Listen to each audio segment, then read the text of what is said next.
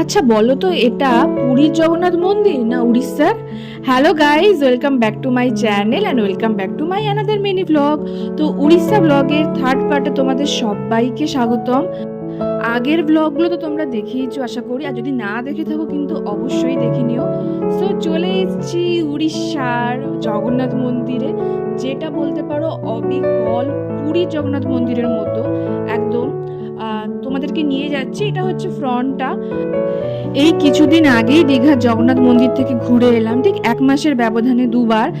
দেন ডিসেম্বরে গেছিলাম পুরীর জগন্নাথ মন্দিরে, আবার চলে এলাম এখন উড়িষ্যার জগন্নাথ মন্দিরে। আর পুরীর ব্লগটা খুব শীঘ্রই আসবে, তো চ্যানেলটা সাবস্ক্রাইব করে রেখো। সো আমাকে জগন্নাথ ঠাকুর তো ভীষণভাবে টানছে, সেটা বুঝতেই পারছি। আর দেখো এই যে এই জায়গাটা তোমরা দেখে কেউ ধরতে পারবে যে এটা পুরী না উড়িষ্যা? ফটোটা দেখে তো বুঝতেই পারবে না।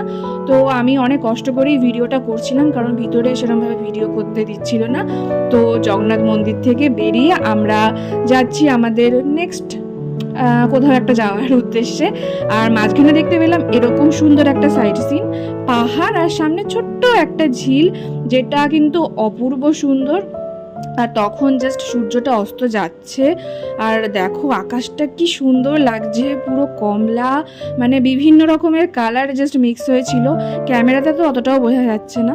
তারপরে তো অন্ধকার হয়ে এলো, আর আমরা চলে এলাম চপের দোকানে। আমাদের খুব খিদে পেয়ে গেছিলো, অনেকক্ষণ আগে খেয়েছিলাম।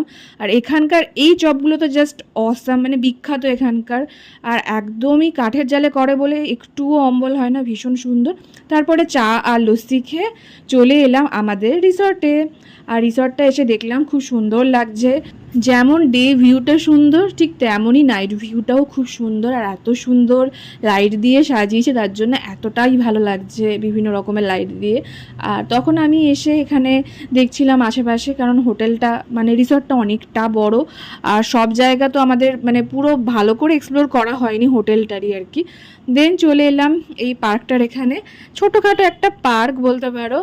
আর এখানটাও বেশ ভালো লাগছিল। আমি তখন বসে দোলনা খাচ্ছি, আর সম্রাট উপরে গেল ব্যাগপত্র রাখতে।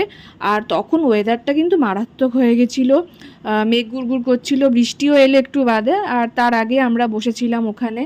দেন রুমে চলে এলাম, কারণ বৃষ্টি শুরু হয়ে গেছিলো। এসে চা করলাম, আর তারপরে খেয়ে নিলাম এই চাউমিনটা, যেটা আমরা রাস্তা থেকে নিয়ে এসেছিলাম, ভীষণই বাজে খেতে ছিল।